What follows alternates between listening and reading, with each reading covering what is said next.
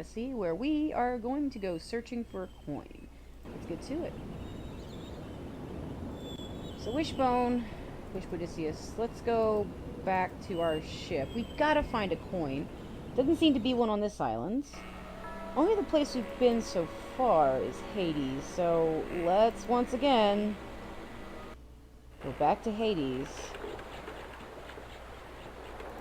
Agamemnon's been through this trip once, so I'm gonna check with him and see if he has a coin, because he hasn't crossed the river Styx. He must have been buried with one, right? Maybe he's got one to spare?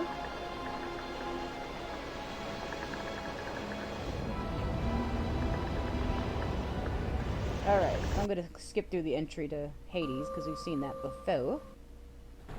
So let's go on land here.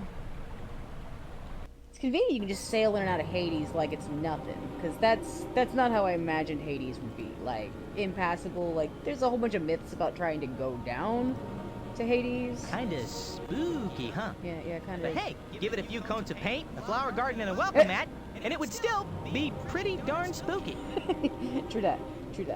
Alright, let's go talk to Agamemnon again, see if he has some spare change. Hey, bud. I need a loan. We're all friends, right? Should I ask him how he got here? How he's doing? If he can help Let's me? see if he can help me. You know, it's great to see you, Aggie, old pal, but I really have to get home to Ithaca. Could you help me out?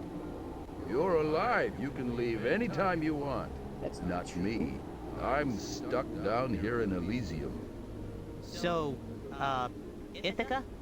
I'm sorry, lucky Odysseus. I can't tell you anything except today's forecast. Boring, boring, boring. It's always boring in Elysium. So Elysium is the Elysium Fields, which is where the virtuous souls went, as opposed to the Hades, which is the underworld with the fire and brimstone over there on the other side. Alright, let's see here. Can I talk to him Should I again? ask him How you how doing? he got here? How he's doing? If he can help me? So you can't help me, and I know how he got here. So, how are things in the afterlife?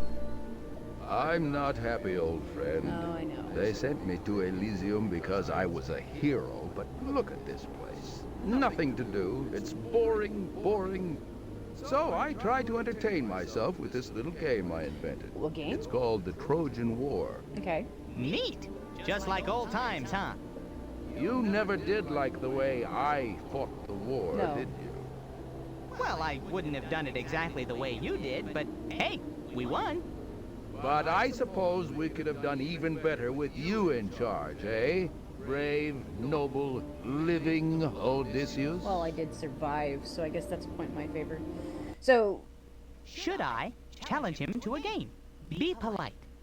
I'm gonna challenge him to a game, because I think I need to show him. Because Agamemnon was very much like, just cut our way in there. Odysseus was clever. Now, Agamemnon, as a mythological character, is the king of... Oh, I forget where he comes from... Mycenae.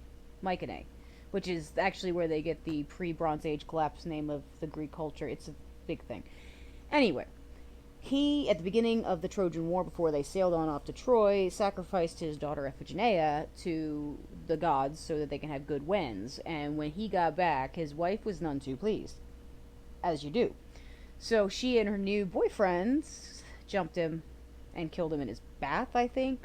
And that's why he is here in Hades. But we're going to go ahead and challenge him to a game. Well, I don't think I would have done any worse than you did. Ooh. Well, let's find out then, shall we? All right. A game at last. Someone who will play the game. Do you want to play the game yourself? Or do you want me to play? I want to play myself. Thank you very much, whispered Odysseus. Alright, let's check the rules first. In the Trojan War game, Wishbone takes the side of the Greeks and Agamemnon takes the side of the Trojans. Ooh. Although the Trojans are outnumbered, they have certain advantages. Wishbone and Agamemnon alternate moving their soldiers. You can tell whose turn it is because either Wishbone or Agamemnon will appear in the battlefield when it's their turn to move. For each turn, Wishbone may move one Greek soldier to an empty square. The soldiers move along the lines drawn on the ground. Wishbone can never move a soldier backwards. For each turn, Wishbone may move one Greek soldier to an empty square.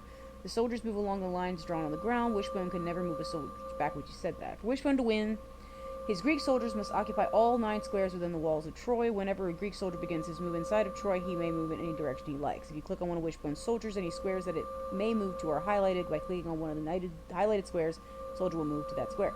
In other words, when you click on any soldier, you'll see the possible moves. Unfortunately, the Trojans aren't going to take this lying down. There may only be 2 of them, but the Trojans can move in any direction they like. They can also capture Greek soldiers by jumping over them, like the checkers. They can also capture Greek soldiers by jumping over them. That's what they just said. Oh, I just read this. And then they square on the other side of him, kind of like checkers. Okay, that's what I said. They keep jumping as long as they land a square, they can jump from again. Wishbone had better be careful to use his whole army to one smart Trojan. Only the Trojans may jump in this game. The Greeks must rely on their wit and skill. The Trojans capture enough soldiers so that it is impossible for the Greeks to occupy Troy. Wishbone will lose if you have less than 9 soldiers. Alright. Alright. There's your Trojans. Here's my Wishbone guys. So, the Trojan War was started by an apple. No, seriously, an apple. Let me explain. It began with a guest list. The wedding of Peleus and Thetis was the divine social event of the era, but not wanting to mar an otherwise happy start for the couple, Zeus didn't invite Eris, the goddess of discord and strife.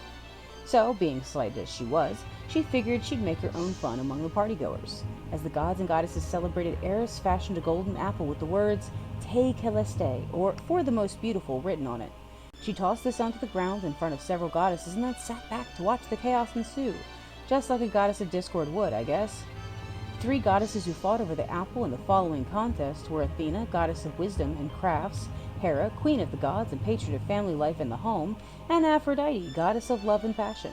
The 3 goddesses, obviously unable to determine between themselves who could claim the title and therefore the apple, went to Zeus and demanded he make the decision. Since Zeus has a lot on his godly plate, you know, throwing thunderbolts and interfering in the lives of mortal women, okay, mostly the mortal woman thing, he deferred the decision to a young prince of Troy, Paris, who had recently earned Zeus's respect for acting with honor in a contest with Ares. The 3 goddesses went to see Paris, all prepared to convince him of their superiority. When they met with him, each promised him something to, well, sweeten the deal, as it were. Hera, in her role as queen of the gods, offered to make him king of Europe and Asia. Athena, as goddess of warfare, offered him great skill and wisdom in battle. Aphrodite, as the goddess of love and smooches, offered him the most beautiful mortal woman as his wife. Paris, being a youngish man, immediately declared that Aphrodite was the fairest. As with most promises from gods, the reality was a little less than ideal. Turns out the most beautiful mortal woman was Helen. The only problem? Helen was already married to the king of Sparta. You know, Sparta, land of war-hungry warriors just ishing for a chance to grab their hoplons and Argive shield and kick some enemy behind. And if that enemy just kidnapped their queen, oh boy, Paris, are you in trouble. Menelaus, the king of Sparta, declared war on the nation of Troy. Many Greek heroes of the mythic era of Greek history joined with Menelaus to reclaim his wife, including his brother Agamemnon, king of Mycenae, Odysseus, king of Ithaca, Achilles, Nestor, and 2 different Ajaxes. Ajaxes? Anyway, when the Greek army was ready to set sail, they encountered poor winds for sailing across the Aegean.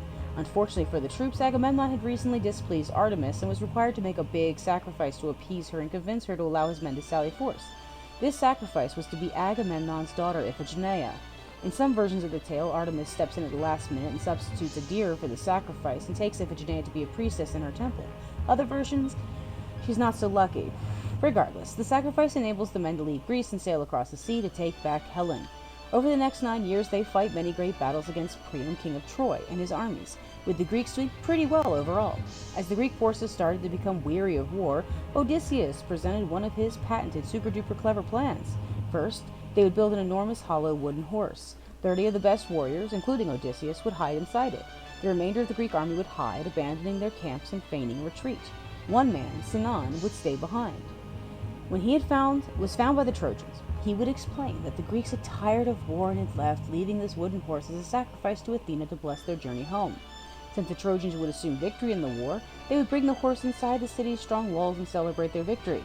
When this was proposed by the leaders of Troy, one man, a priest named Laocoon, was recorded as saying, Equino credite tuecri, quid est, timeo deneos et dona ferentes. Do not trust the horse, Trojan, whatever it is, I fear the Greeks, even those bearing gifts. Unfortunately for Troy, the people decided to stick to the adage of, don't look a gift horse in the mouth, and just as Odysseus had predicted, wheeled the giant horse into the walled city and proceeded to celebrate their assumed victory over the Greek forces. As the party wound down and the Trojans fell asleep, Odysseus and his men crept out of the horse and flung open the gates of Troy, allowing the Greek forces to storm the city and claim the ultimate victory. Menelaus returned triumphant to Sparta with his reclaimed wife Helen, while his brother Agamemnon returned to Mycenae with a captive princess of Troy, Cassandra, in tow. Now, Cassandra had the gift of prophecy, but also a curse. No one who heard her foretellings would believe her. Throughout all her trip to Mycenae, she saw premonitions of death and destruction upon Agamemnon when he returned home.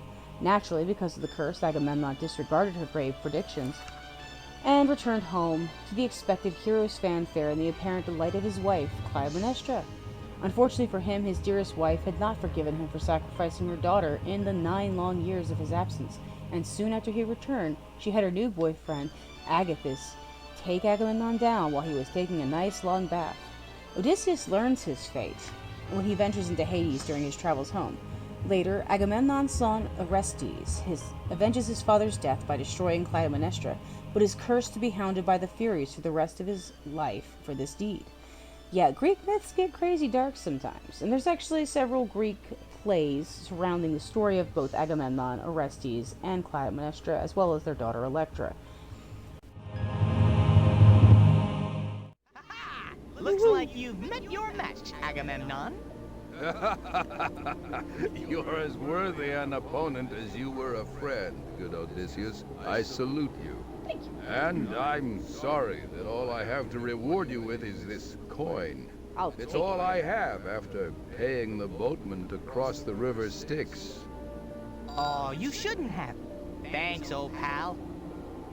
Alright, so we got our coin. That was actually a really tough game. Like, it had major strategy involved. Like, you had to think about what all they could jump. So, that was kind of intense. Let's get back on our boat and head back to Elpenor and get him all settled into the afterlife. As he's, on the beach right now. Alright, map time. Let's pose to nap time. Alright. Back to Aia, whatever.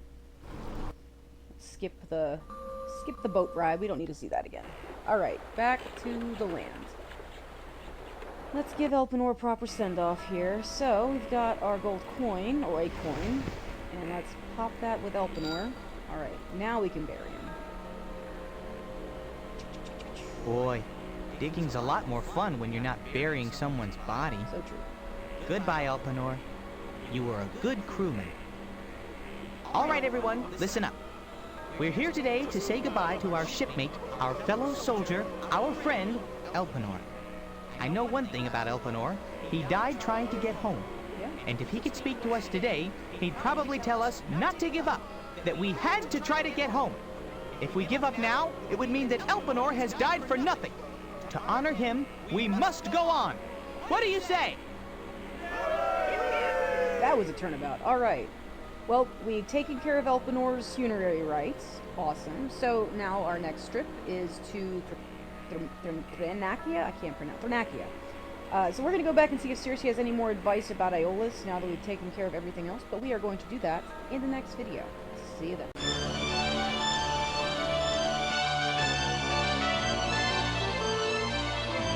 Kinda spooky, huh? Yeah, kind But of. hey, give it a few coats of paint, a flower garden, and a welcome mat, and it would still be pretty darn spooky.